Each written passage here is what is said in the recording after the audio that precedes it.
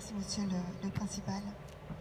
Mesdames et messieurs, en vos grades et qualités, je tiens à vous remercier au nom du président Jean-Claude Leroy d'avoir répondu à son invitation pour cette manifestation d'ampleur départementale.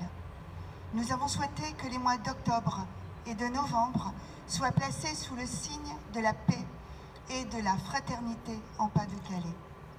Il y a un siècle, en effet, jour pour jour, le 15 octobre et le 16 octobre 1918, prenaient fin les combats de la Grande Guerre sur le sol du Pas-de-Calais, anticipant de quelques semaines la signature de l'armistice.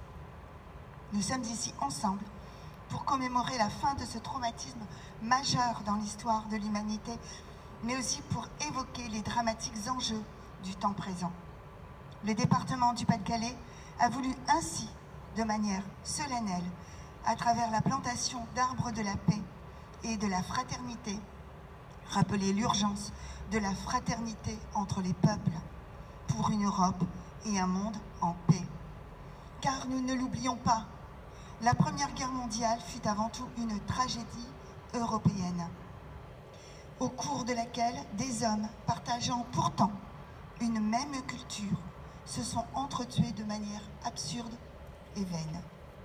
Oui, personne ne sait mieux que nous, habitants d'un département balafré par la ligne de front, séparant les tranchées alliées des positions allemandes pendant 4 ans, où tant de communes furent détruites par les combats de 14 à 18, où tant de civils et de soldats sont morts.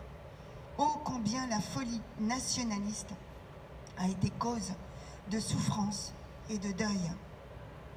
Ne convoquons qu'un seul chiffre à l'appui de notre implacable démonstration. 579 606. Il s'agit, vous le savez, du nombre de soldats morts sur notre sol. 579 606 soldats tués au combat dans le Nord et Pas-de-Calais, toutes nations confondues, et dont les noms sont inscrits sur l'anneau de la mémoire à Notre-Dame de Lorette, sans distinction d'origine, leur linceul et leur seul drapeau. Si les morts de 14, peu importe leur uniforme ou leur couleur de peau, sortaient de leur tombe, comme dans le film « J'accuse » d'Abel Gance, ils nous délivreraient sans nul doute un seul et unique message. Un message qui se résume en 3 mots, plus jamais ça. Car ces véritables guerres civiles européennes que furent avant tout les guerres mondiales ont donné naissance à un idéal vers lequel il ne faut cesser de tendre, celui d'une Europe démocratique, unie et en paix parce qu'unie, mais aussi celui d'un système de sécurité collective incarné successivement par la Société des Nations, puis par l'Organisation des Nations Unies, capable de bannir l'horreur de la guerre à jamais. Cet idéal est hélas aujourd'hui bien malmené.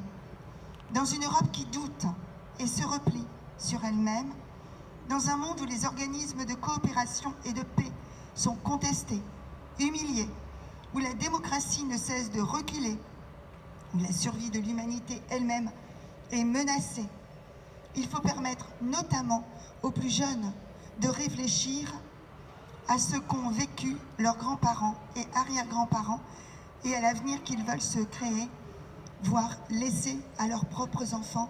Et je remercie beaucoup l'atelier Défense de s'investir dans ce sens. Si la plantation d'arbres de la paix offre à notre jeunesse la possibilité de réfléchir à ce que représente la paix, l'Europe et la fraternité entre les peuples, si elle l'incite à s'engager pour protéger et promouvoir ces valeurs auxquelles nous sommes tant attachés, cette plantation aura alors rempli son œuvre. Comme l'affirme le préambule de l'acte constitutif de l'UNESCO, les guerres prenant naissance dans l'esprit des hommes, c'est dans l'esprit des hommes que doivent être élevées les défenses de la paix. Permettez-moi enfin, pour conclure, d'emprunter ces quelques mots qui donnent de la force et de l'espoir au grand écrivain humaniste et pacifiste Romain Rolland. Celui qui voulait pendant la guerre se tenir au-dessus de la mêlée et reçu le prix Nobel de littérature en 1915, déclarait « Les hommes ont inventé le destin afin de lui attribuer les désordres de l'univers qu'ils ont pour devoir de gouverner. Point de fatalité. La fatalité, c'est ce que nous voulons. » Je vous remercie.